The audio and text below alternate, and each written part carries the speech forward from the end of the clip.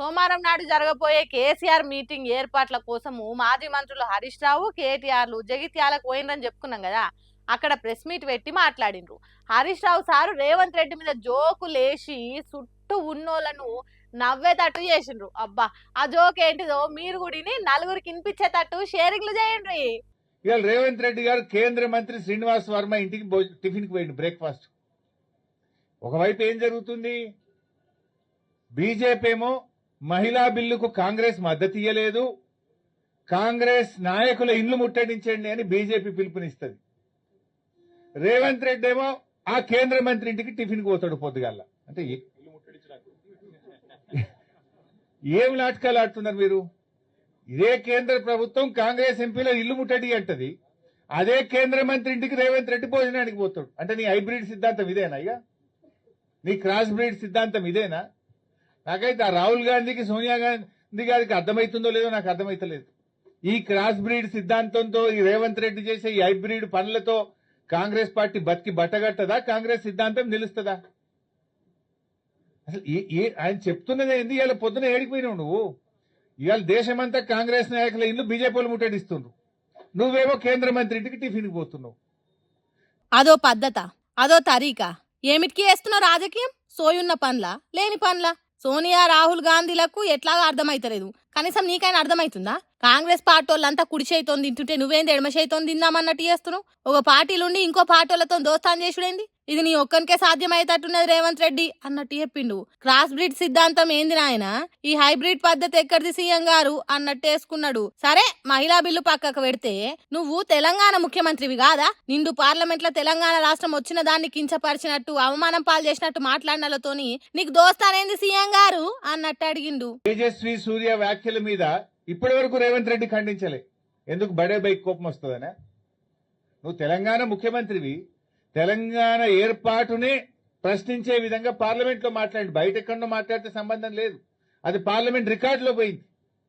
మరి దాన్ని ఈ రోజు కూడా రేవంత్ రెడ్డి ఖండించాడు తేజస్వి సూర్య వ్యాఖ్యలను. అంటే నీ రిలేషన్ ఏంటి? పొద్దుగాలేసి కేంద్ర మంత్రి ఇంటికి బీజేపీ ప్రభుత్వం ఇంటికి పోతావు నువ్వు. ఇవాళ ప్రజలు అన్ని కూడా గమనిస్తా ఉన్నారు. ఈ దుర్గం మాట ఏంది సీఎం గారు? నీకు తెలంగాణ మీద సోయి లేదు, సొంత కాంగ్రెస్ పార్టీ పద్ధతిని గౌరవించాలే అనేది తెలుస్తలేదు. రెండు పడవల మీద ప్రయాణం నీ ఒక్కనికి ప్రమాదం అనేది తెలవకుండా ఏం కాదు కావచ్చు గాని అది తెలంగాణకు కూడా మంచిది కాదు కదా.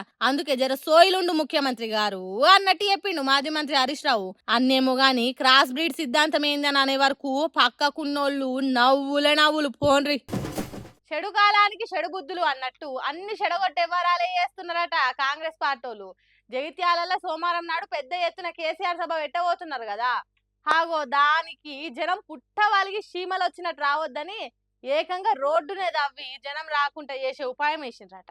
దయచేసి కాంట్రాక్టర్ గారు ఒక వారం రోజులే కదా, 5 రోజులే కదా, డిఫరెన్స్ ఏముంది? ఇప్పుడు సార్ మన కేసీఆర్ గారు మీటింగ్ సోమవారం, మీటింగ్ అయినాక మీరు 2 నెలల నుంచి ఆగిండ్రు, ఇప్పుడేం తొందర వచ్చింది? దవ్వకు ఇప్పుడు ఇక్కడ నుంచి 25-30 వేల జనాభా వస్తారు ఆ రోజు. ఈ రోడ్డు మీద అంత బాల్కొండ కోట్ల కాన్సెప్ట్ అందరు ఇంటి నుంచి వస్తారు కదా. ఏం చేసిందంటే వాళ్ళు రోడ్డు దవ్వేసింది. చూసినా ఎవరైనా రోడ్డు దవ్వేసింది. నిన్న రిక్వెస్ట్ చేసిన తర్వాత కూడా ప్లీజ్ దయచేసి కేసీఆర్ గారి సభ ఇది అని చెప్పి రిక్వెస్ట్ చేసిన తర్వాత కూడా దవ్వింది. పట్నంలోకి అడుగు పెట్టడానికి ఛాన్స్ లేకుండా చేసిండ్రట. అరే ఇది ఎక్కడి పద్ధతిరా బాబు? 2 ఏళ్ల నుంచి యాదికి రాని రోడ్డు ఇప్పుడే యాదికి వచ్చింది అరాబే అన్నట్టు బీఆర్ఎస్ పార్టీలు గరమైతున్నారు. చూడుండ్రి ఎట్లా అయిపోయిందో బాట. రోజు 100,000 బండ్లు కార్లు నడిచే రోడ్ను ఇట్లా వేస్తే ఏందన్నట్టు. సరే ఎప్పుడు కూలిపోతుందో తెలియకుంటున్నది కాబట్టి కొత్తది కట్టించే ఉపాయం చేస్తున్నారు అనుకుందాం. పట్నంలోకి పోయేతానికి పక్క పొంటి తాత్కాలికమైన బాట ఒకటి కట్టాలి కదా. అది కట్టకుండా మెయిన్ బాటను మెదడున్నోడు ఎవడన్నా కూలగొడతాడా చెప్పుండ్రి. కేసీఆర్ ప్రోగ్రామ్ పెట్టినాం, దాని బ్యాక్గ్రౌండ్ లో మరి ఇక్కడ ఎమ్మెల్యే ఏం చెప్పిండో ఏందో, మంది రావద్దని మొత్తం రోడ్డు తవ్వేయమన్నట్టున్నాడు, తవ్వేసిరు, అయిపోయింది. ట్రాఫిక్ కాదా బాబా, మనిషి నడవటానికి లేదంటే. ఆయన జగిత్యాల టౌన్ లో ఎంతమంది పోతారు, వాళ్ళందరికీ కూడా ఇబ్బంది. ఇప్పుడు ఇది ఈ మీటింగ్ కాదు, మీటింగ్ కాకుండా రెగ్యులర్ జనం కూడా పోతారు కదా.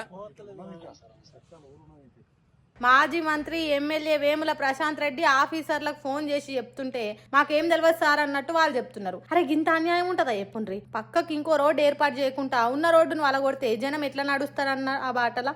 కేసీఆర్ గారి మీటింగ్ ఫెయిల్ చేయడానికి జగిత్యాల ప్రజలు ఇబ్బంది పడ్డా పర్వాలేదు, కానీ కేసీఆర్ మీటింగ్ మాత్రం ఫేర్ కావాలి.